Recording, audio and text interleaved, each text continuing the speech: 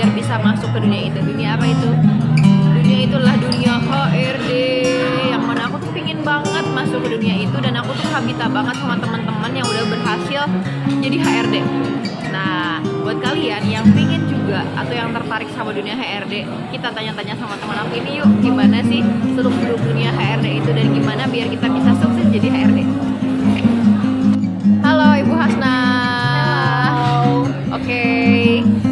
Di sini netizen pada penasaran nih sama Ibu Hasna.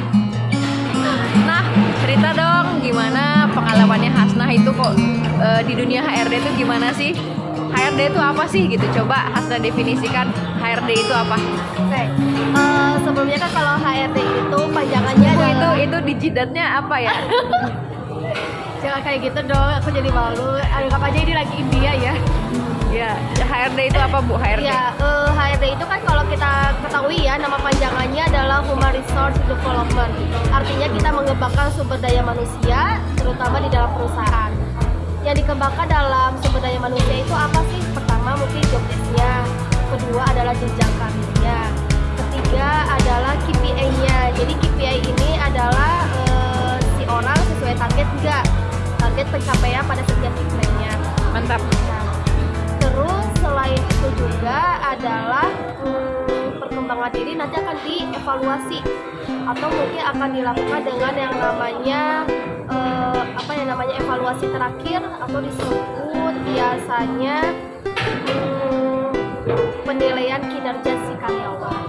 Nah, tugasnya sumber daya manusia atau tugasnya HRD adalah menyeimbangkan apa yang diinginkan dari pihak manajemen dan apa yang dibutuhkan oleh si atasan-atasannya. HRD adalah sebagai jembatannya. Ketika misalnya si atasan pengen butuh karyawan nih, kita harus follow up kepada pihak manajemennya. Bahwasanya di setiap departemen kita butuh sumber daya manusia.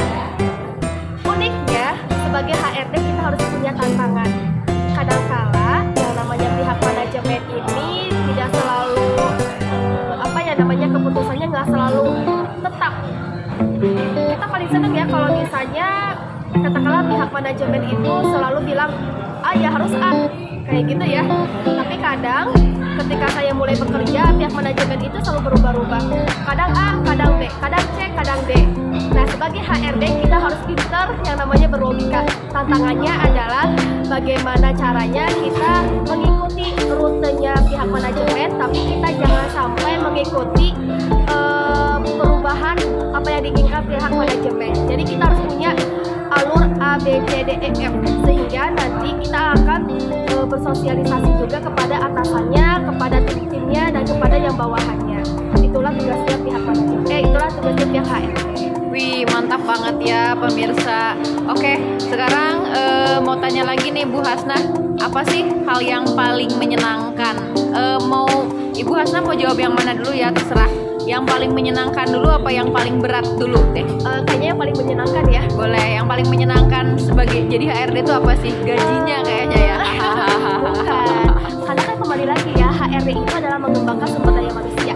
Yang paling disenangi adalah ketika kita masukin seorang yang dia punya potensi, kemudian kita lihat di perkembangannya, katakanlah perkembangannya dilakukan masa training. Oh, ternyata orang ini punya potensi. Kita cobakan dilakukan dengan yang namanya manajemen training. Dan ketika melakukan MT, ternyata si orang ini punya potensi. Dan tahu nggak yang bikin saya lebih bersyukur ya? Enggak tahu. Enggak mau tahu. Orang ini adalah ketika 1 tahun kemudian dia udah punya jenjang karir dong. Jenjang karir dia naik lagi jabatannya sebagai supervisor. Dan belum lagi beberapa tahun dia bisa jadi manajer. Itu yang lebih kita seneng banget. Terus yang kedua adalah karyawan akan senang apabila HRD tepat waktu, terutama gaji. Gaji cair itu adalah di plan-nya HRD. Katakanlah kalau misalnya cairnya tanggal 25. Itu mah bukan HRD aja, itu mah kesenangan semua rakyat itu mah Bu. Iya, makanya kan HRD senang di situ. Kalau nggak ada HRD nggak akan dapet cair, bro. Itu senangnya. Terus yang ketiga adalah kita selalu selalu ada yang namanya reward. Jadi kita selalu tugasnya HRD itu menyenangkan karyawan iya, menyenangkan manajemen iya. Kalau misalnya menyenangkan karyawan yang udah punya potensi nih, katakanlah dia tepat waktu orangnya, maka kita kasih reward.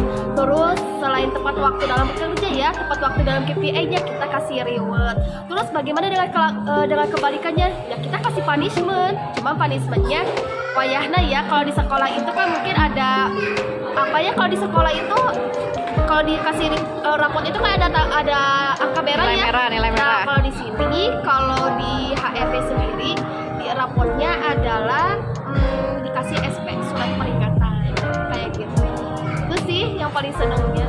Selain itu juga, jangan salah ya, biasanya kalau HRD itu semakin banyak orang disukai oleh karyawan, semakin banyak reward dari karyawan. Waduh, mantap. Berarti itu salah satu hal yang menyenangkan jadi HRD ya Bu ya, dapat banyak reward guys. Makin kabita deh saya jadi HRD.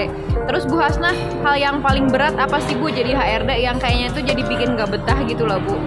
Yang paling berat adalah tuntutan dari pihak manajemen, terutama KPI. Kalau misalnya KPI pada setiap departemen nggak sesuai target, kita selalu dilakukan punishment.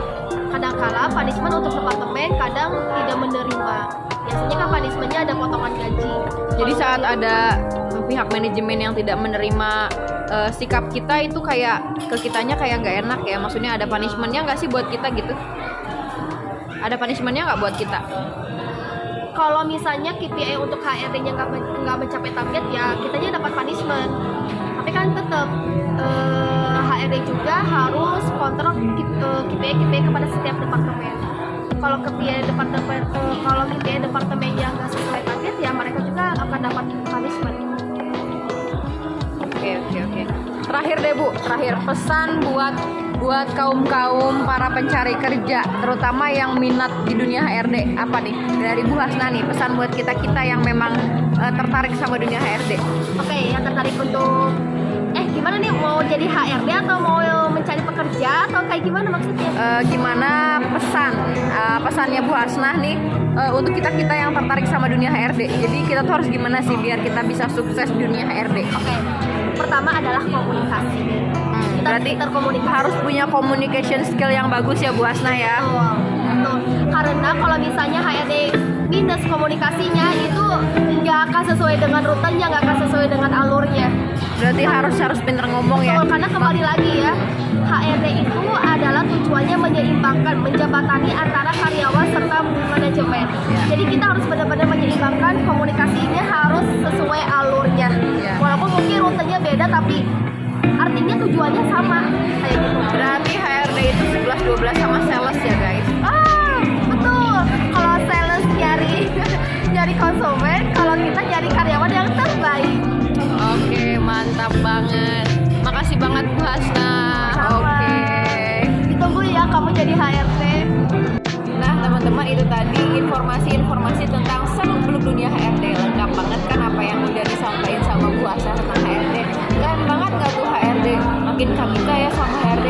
Sama aku juga kabita. Semoga kamu, kita semua sukses masuk dunia HRD dan bisa sukses berkecimpung di bidang HRD.